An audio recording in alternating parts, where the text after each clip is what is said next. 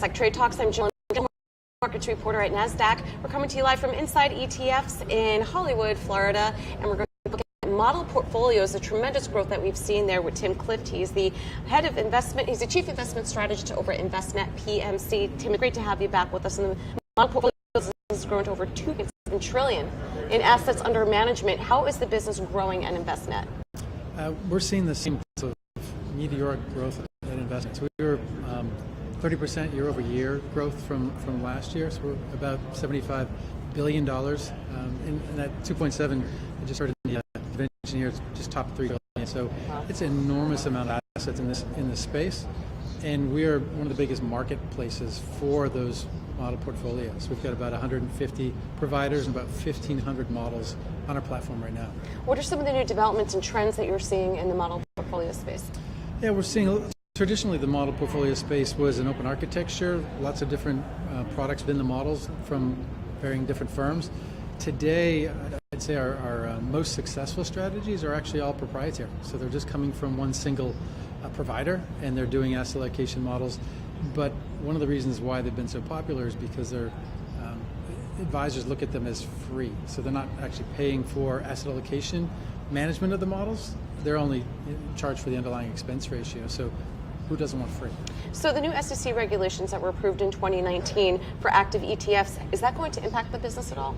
I think it'll impact it a little bit. I mean, I think it's a more efficient vehicle versus traditional mutual funds. I mean, we don't really care about the intraday trading part of it, but being able to have more active strategies participate in ETF models becomes really important, where you actually have the ability to potentially outperform. And before it was always just index tracking, right? So you always knew you're going to get about what the index did minus expenses. Now you might have some of the positions in the portfolio beating benchmarks. That's pretty interesting. Well, great for investors, more of a choice for us. Yeah. So that's always exciting. Now, new entrants entering the space. The ETF industry is so big. The model portfolio business is growing tremendously. Can new entrants come into this space? It's getting harder and harder. I mean, so many firms are in now. Before, there was a lot of boutique firms. Larger firms have stepped in with a lot more manpower and wholesaling and pricing advantages.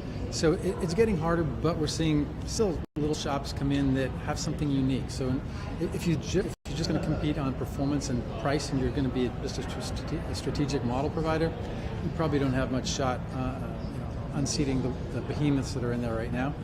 But if you say, all right, well, position me with that strategic allocation that's there already, and I'm going to be your income boost portfolio. So add me onto that, and I'll increase the yield in the portfolio by 2 or 3% because there's need for that. Or I'm going to be the ESG component of it. Or so there's certainly niches that haven't been filled out in the model space right now. The strategic, beta portfolios, it's pretty full. It'd be hard to unseat too many of those, but there are lots of opportunities. Now, with all the choices that are out there, how does an advisor choose the right model portfolio? Yeah, that's really tough. We have a research team that goes in and does a deep dive and helps categorize them, so that here's the ones that are low cost. These are the institutional names. These are the boutique names. A lot of it depends from an advisor's perspective what they need from support. If they are fine marketing themselves and talking through the strategy, or do they want some wholesaling report? They need some real practice management or some technology that some of these firms will provide. Some of them actually have great videos that they'll send, say, hey, there's an update on the portfolio very frequently, so that the advisor's always updated on what's happening with the strategy. So the less sophisticated advisor may want a lot of support. The more sophisticated may think they know and can do a lot of it themselves. So it really depends on the advisor. The investment platform, you really are ingrained with FA advisor practices. I mean, it's almost a fintech company at the end of the day. So it's really interesting. Yeah, we are a fintech company. Yeah. We have different components to it, but we're really trying to help the advisor from a technology standpoint scale their business, build their business, and be more efficient. That's what I thought was great covering the Investment Conference last year in Austin. I did not realize how much fintech plays into the advisory space. It's almost like you're looking at the next gen of financial advisors.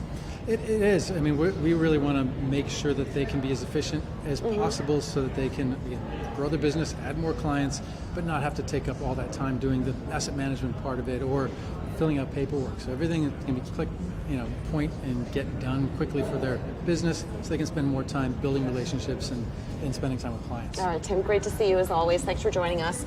And thanks for joining me on Trade Talks. I'm Jill Malandrino, Global Markets Reporter at Nasdaq.